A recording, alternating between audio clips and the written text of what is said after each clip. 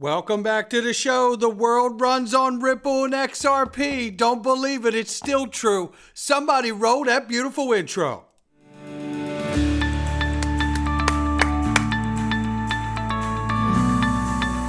Digital Perspectives with Brad Kimes. Come on in.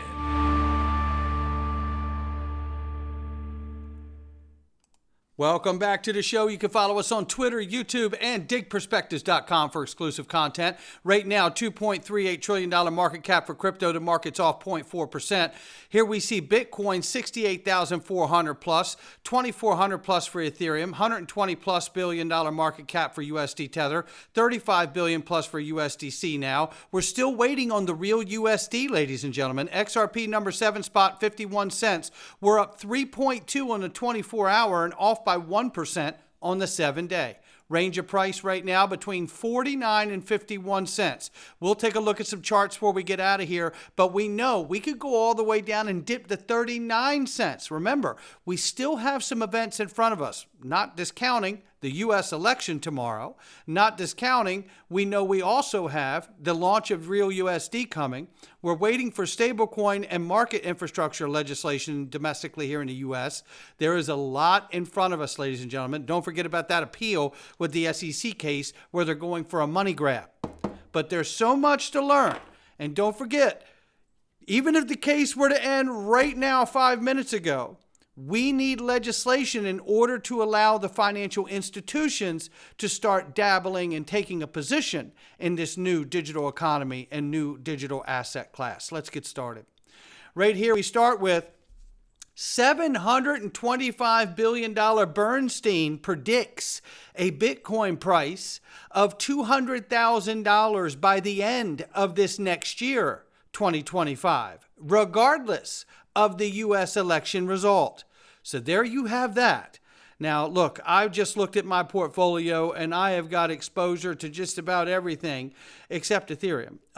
And not that I haven't in the past. And we all know what's wrong with Bitcoin. We all know what's wrong with Ethereum. And we all know what the problems are with XRP. That's why we're in a court case.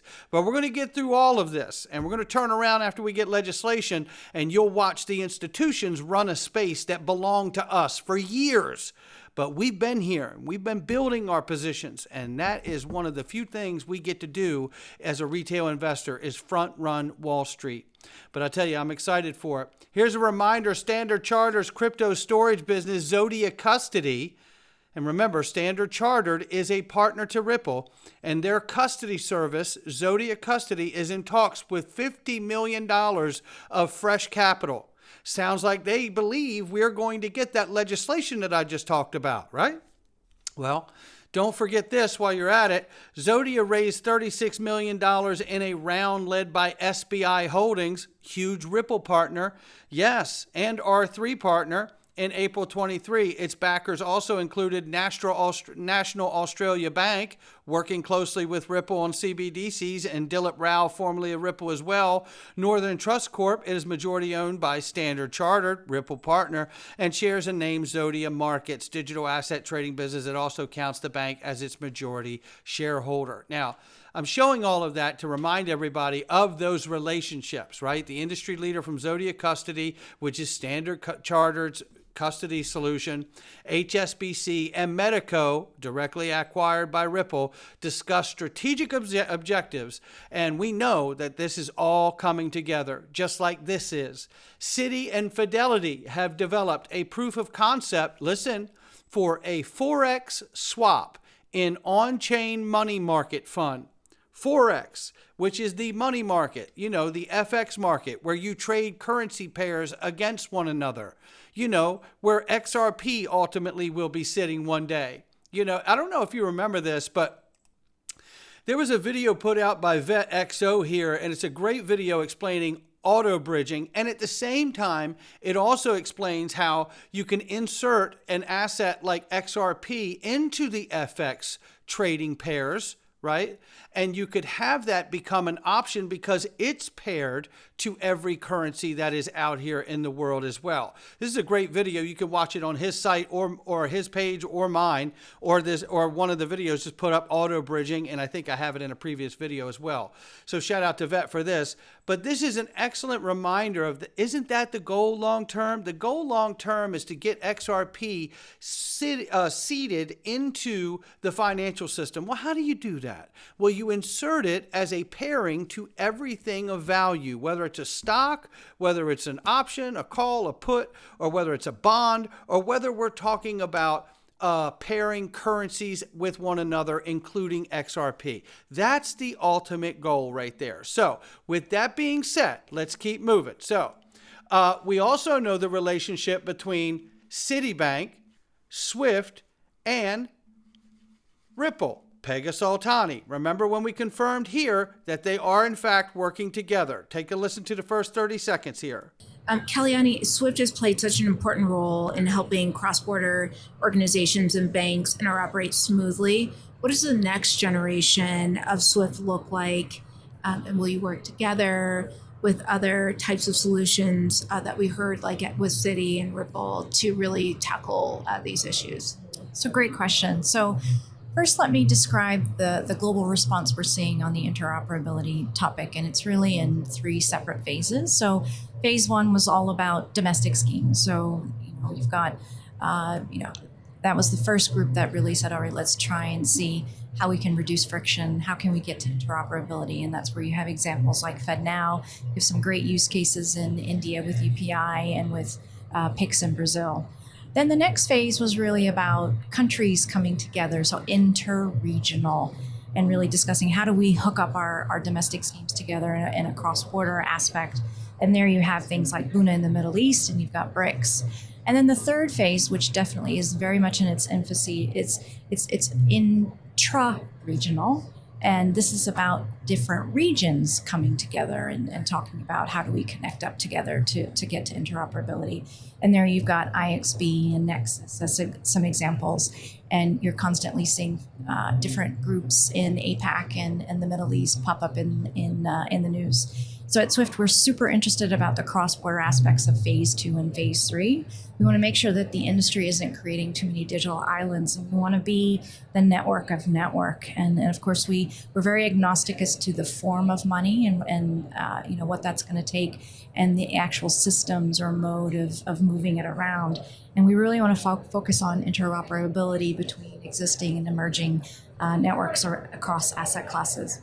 So we really try to keep, up to date what's happening in the market to make sure that, whether we are participating and supporting different initiatives where possible, we do our own experimentations. And you're absolutely right? So we talked with Pega and with Ryan on tokenized assets and CBDCs, and we're doing a lot of experimentation in both kind of areas as the market, has identified those as key next steps of what the next way into interoperability. And so if you look at tokenization, we started off last year looking at how we can be the single point person hooking up tokenized platforms to different payment platforms. And now we're working with a group of banks who are actually doing some experiments to see if they can use their existing Swift infrastructure to instruct the value of tokenized assets across multiple private and public blockchains.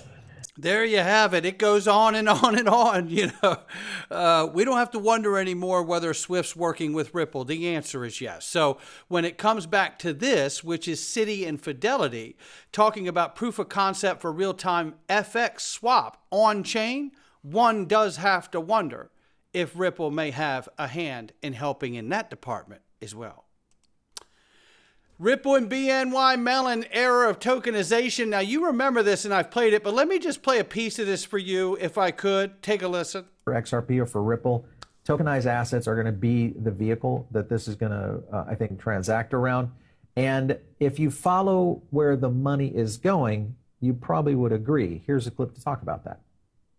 BNY Mellon is the world's largest custodial bank. They're the bank that your banks bank with.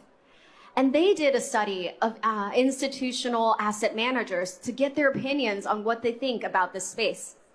And that report found that 97% of asset managers believe that tokenization will revolutionize the asset management industry. The ones with more than $1 trillion, basically the largest asset managers, 100% of them are interested in this space. So I don't know about you, but I've always been told, follow the money. And this is where the money is going. And if you do follow the money and you also follow the major moves of key executives, because that usually is another indicator. Here's one right here. BNY Mellon's head of digital asset product departs for, guess what? Ripple. And they're also partnered with BNY Mellon. So shout out to Paul Barron for that. Nice reminder. Let's keep moving. People are always asking, are banks going to use XRP? I told this story. I'll tell it again real quick. In 2019, I was wondering the same thing. I had the opportunity, the privilege, and the honor to go to Swell in Singapore. And when I went there, I asked a gentleman directly.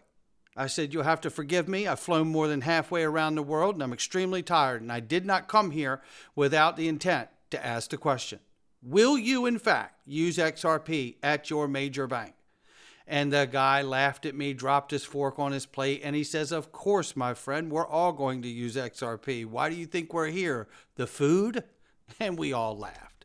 Here is more evidence of exactly that from Mr. Man. Give him a follow. People are asking, are banks going to use XRP? Let's discuss.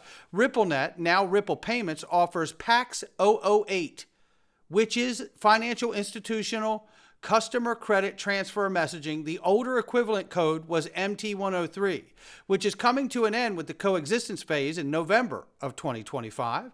When SWIFT transfers to ISO 20022, RippleNet offers the same financial coding as SWIFT. The key difference is that Ripple can use XRP as a bridge currency. SWIFT will still rely on the traditional correspondent banking network, and RippleNet will use a distributed network of financial institutions like these. This is from Ripple documentation. I don't need to list them. I'm just showing them to you. But why hasn't it happened? Why hasn't the price moved? For the same reason I told you.